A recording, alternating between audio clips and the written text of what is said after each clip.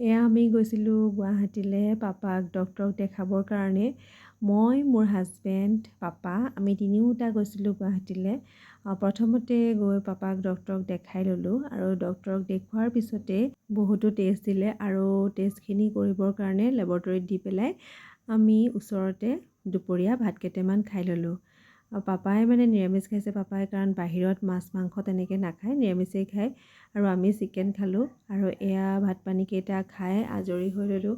ভাত পানী কেইটা খাই পেলাই আজৰি হৈ আমি টেষ্টখিনি কৰিব দিছিলোঁ যে তাৰ ৰিপৰ্টটো লৈ ল'লোঁ আৰু ৰিপৰ্টটো লৈ পেলাই আকৌ ডক্টৰক দেখাবৰ কাৰণে গ'লোঁ, কাৰণ ৰিপৰ্টটো দেখুৱাৰ পিছতহে তেওঁ মেডিচিন দিব। এয়া ৰিপৰ্টটো দেখাবলৈ আহোঁতে মানে আমাৰ সন্ধিয়াই হৈ গ'ল।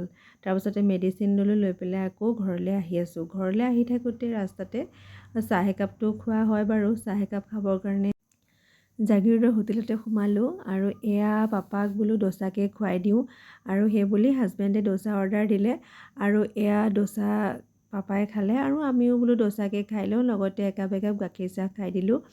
তাৰপাছতে ঘৰলৈকো কিবা এটা লৈ ল'লোঁ, মিঠাইকে লৈ ল'লোঁ, কাৰণ ল'ৰা ছোৱালীকেইটাও ঘৰতে আছিলে আইতাকৰ লগত। আৰু এয়া আমি খাই কৰি হৈ পেলাই আকৌ ঘৰলৈ আহি আছোঁ আৰু বাকীখিনি ৰেকৰ্ডিং নকৰিলোঁ বাৰু। আৰু এয়া খাই থাকোঁতে মানে হাজবেণ্ডে কিবা ধেমালি কৰি আছে, পাপাই ইমান হাঁহিছে নহয়, বিৰাট ফূৰ্তি পাইছে আৰু হাজবেণ্ডে মানে বহুত ধেমালি কৰি থাকে পাপা আৰু মাৰ লগত, আৰু পাপাই ইমান ফূৰ্তি পাইছে নহয়।